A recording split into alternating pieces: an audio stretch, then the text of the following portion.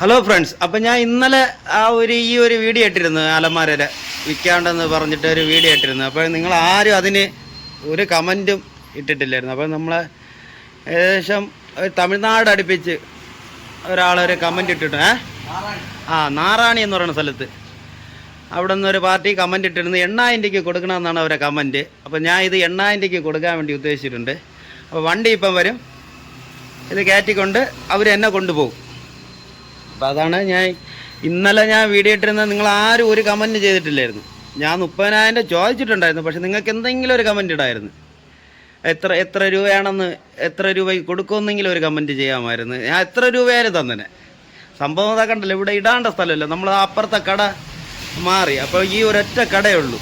ഈ ഒരൊറ്റ കടയിൽ ഇവിടെ ഇത്രയും സാധനങ്ങളിരിക്കുകയാണ്. ഇനി ഇവിടെ ഇതേപോലെ സാധനം വയ്ക്കേണ്ട സ്ഥലമില്ല.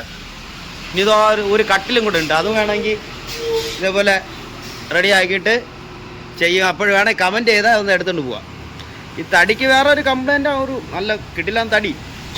എന്നിട്ട് നിങ്ങൾക്ക് ആർക്കും വേണ്ടെന്നാണ് പറഞ്ഞത്.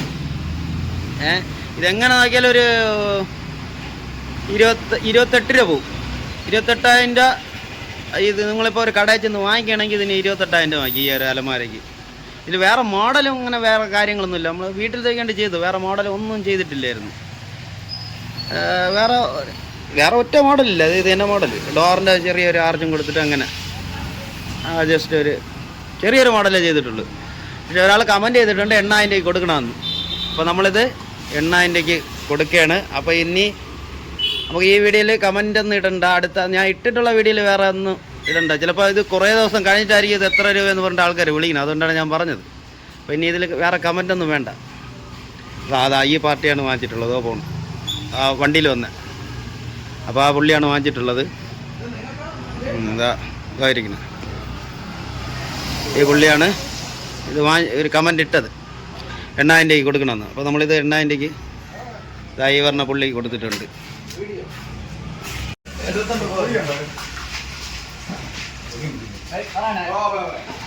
അപ്പോൾ നമ്മൾ ആട്ടയിൽ കയറ്റി വിട്ടിട്ടുണ്ട് കേട്ടോ സാധനം. ഡ്രൈവർ ഇതായിരിക്കണം, പാവപ്പെട്ട ഒരു ഡ്രൈവർ.